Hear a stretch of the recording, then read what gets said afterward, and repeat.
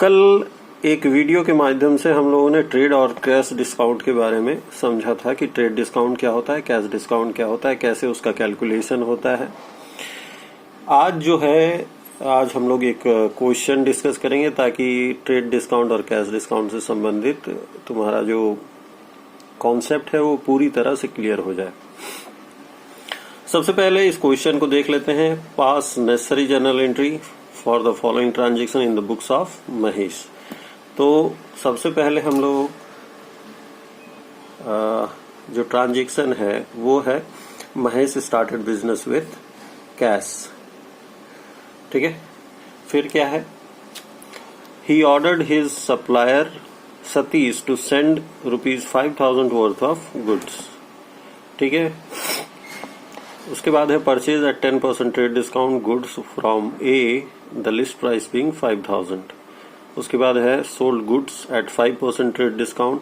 तो ये पूरा का पूरा जो क्वेश्चन है वो ट्रेड डिस्काउंट और कैश डिस्काउंट से संबंधित है, तो हमको लगा कि इसको डिस्कस कर लेना चाहिए। तो एक एक करके हम लोग सारा ट्रांजेक्शन को डिस्कस करें तो अच्छा है। तो सबसे पहला है महेश स्टार्टेड बिजनेस विथ ₹25,000। इसका एंट्री तुम लोग सभी लोग जानते हो क्या होगा। इसका एंट्री हो जाएगा cash account debit to capital account being business started with cash. एक काम हम लोग जरूर कर लेंगे, यहाँ पे journal entries in the books of, किसका है बुक्स, महेश का। तो महेश लिख देंगे। तो ऊपर का मेरा हेडिंग हो गया, फॉर्मेट बना लिए हम लोग और स्टार्ट कर दिए। Cash account debit to capital 25,000। अब हम लोग दूसरा ट्रांजेक्शन को देखते हैं। ये कहता है कि उसने अपने आपूर्तिकर्ता सतीश को 5,000 मूल्य का माल भेजने के लिए आदेश दिया। He ordered his supplier Satish to send 5,000 worth of goods.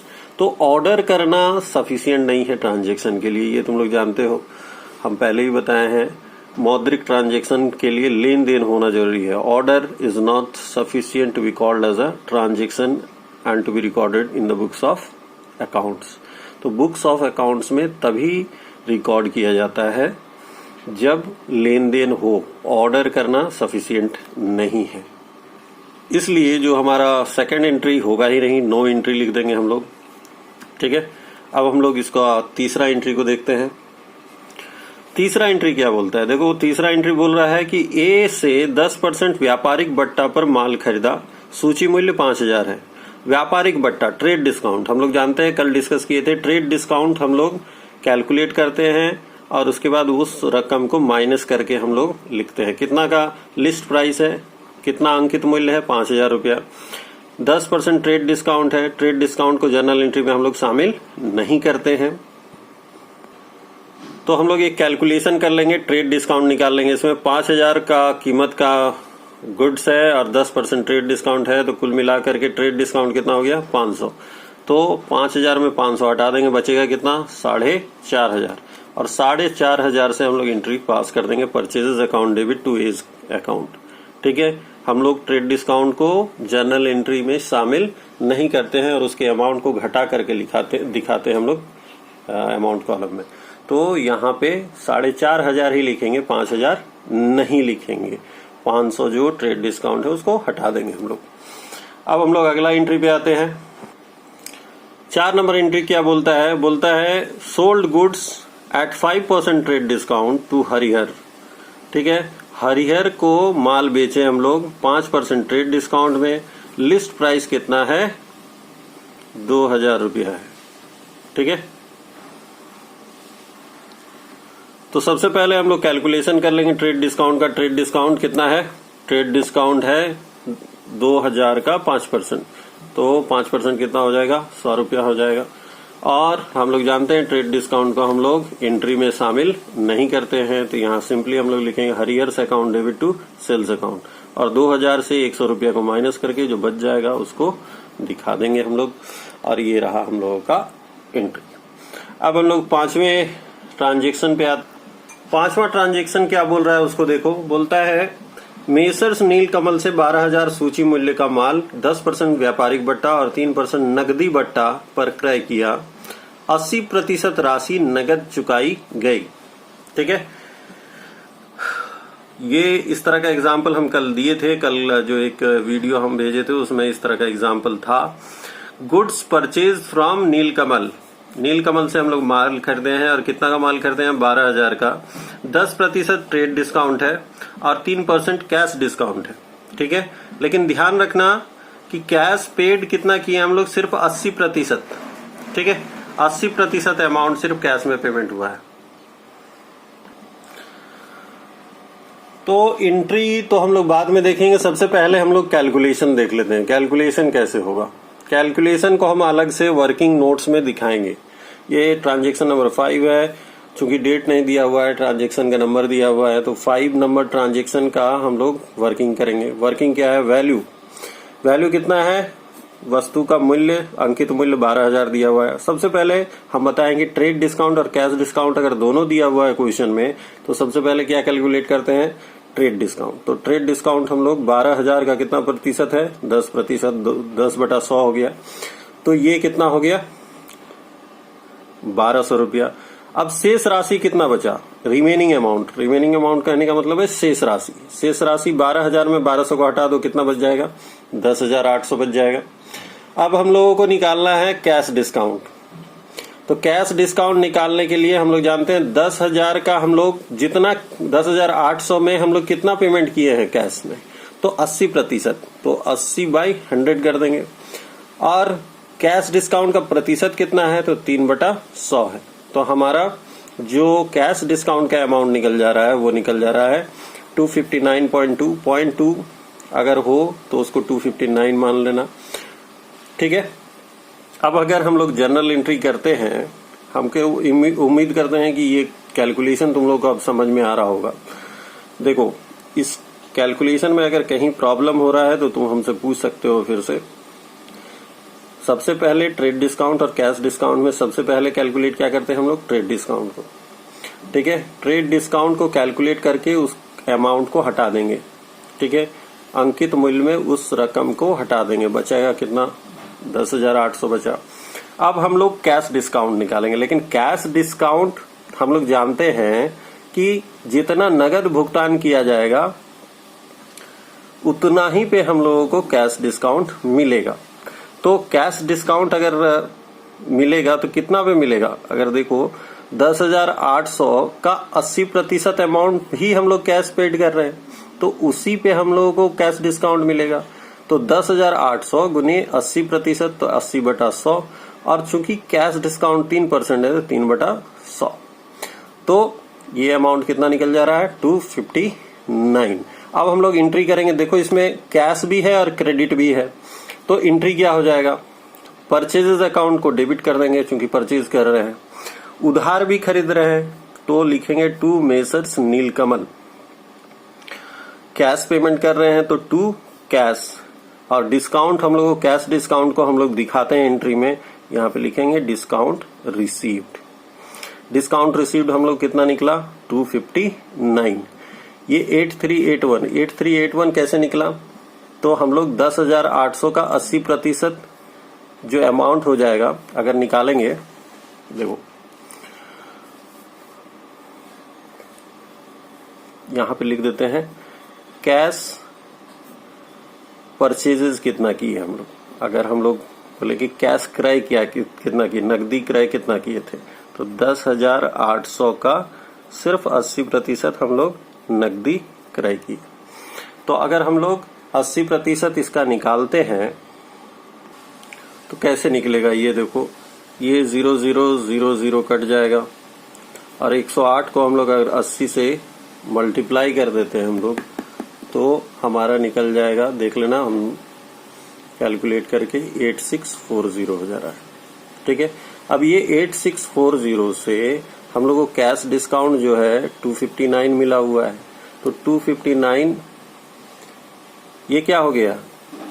ये 10,800 का 80% हो गया 8640 और इसी का 3% हम लोग कैश डिस्काउंट निकाले तो 259 हो जा रहा है। अब हम लोग 8640 से 259 को अगर हम लोग माइनस कर देंगे तो आ जाएगा 8381। तो यही 8381 हम लोग यहाँ पे एंट्री में जो कैश में हम लोग पेमेंट करेंगे वो 8381 ही करेंगे। कैश डिस्काउंट कितना हो गया 259, और जो बच गया, कहने का मतलब 20% राशि जो बच गया जिसको हम लोग उधार पेमेंट किए हैं, उधार किए हैं, क्रय किए हैं, उसको हम लोग मेसर्स नीलकमल से इंडिकेट करेंगे। वो अमाउंट हो जाएगा 2160। तो इसको अगर निकालना चाहते हो तुम लोग तो लिख सकते हो, यहाँ पे ही कर देना क्रेडिट परचेजेस करके। क्रेडिट परचेजेस कितना हो जाएगा, तो तुम्हारा 10,800 का 20%, तो ये हो जाएगा 2160।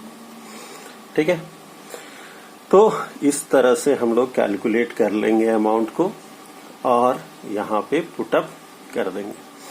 इसी तरह एक और ट्रांजैक्शन है, जो लास्ट ट्रांजैक्शन है उसको ध्यान देते हैं हम लोग। कहाँ है, ये है इसका ट्रांजैक्शन। बोलता है रुपया 15,000 सूची मूल्य का माल एस चौहान को 6% व्यापारिक बट्टा तथा 1% नकदी बट्टा पर बेचा। ठीक है, बेचा गया है। किसको बेचा गया है, एस चौहान को बेचा गया है। और व्यापारिक बट्टा 6% है, नकदी बट्टा 1% है। उसने 60% राशि नगदी दी।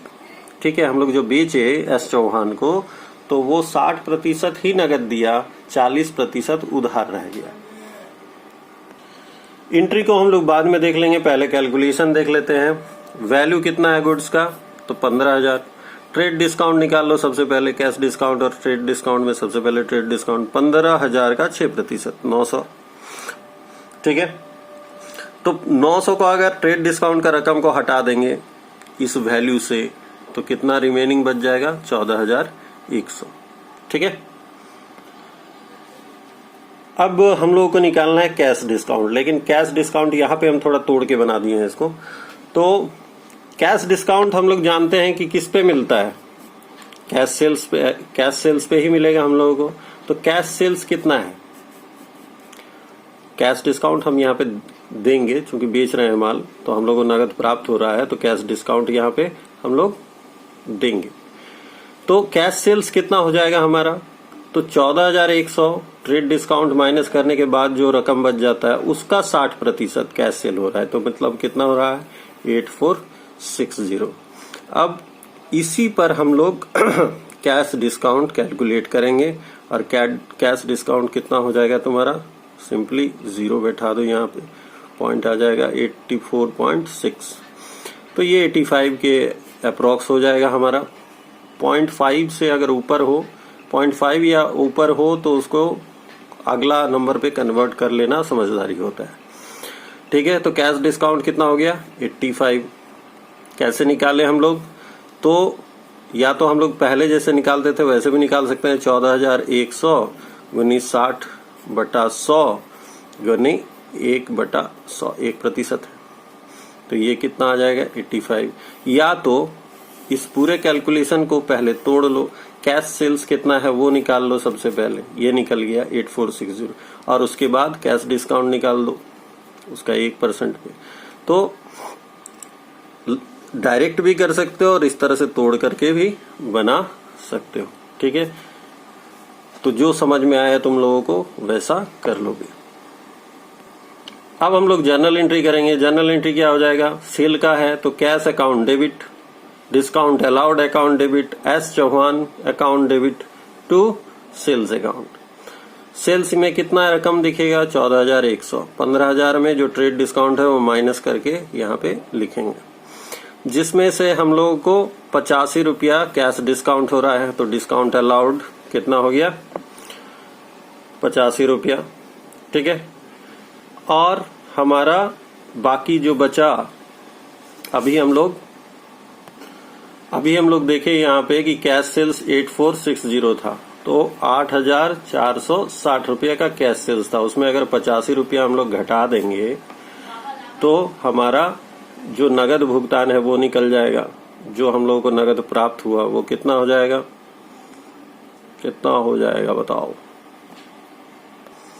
तो ये हो जाएगा 8375 और वही 8375 हम लोग यहाँ पे लिख दिए हैं कैश अकाउंट को डेबिट करके। ठीक है, डिस्काउंट अलाउड 85 और जो बचा हुआ रकम है वो लिखा गया यहाँ पे 5640। ये क्रेडिट सेल हुआ है, उधार में हुआ है।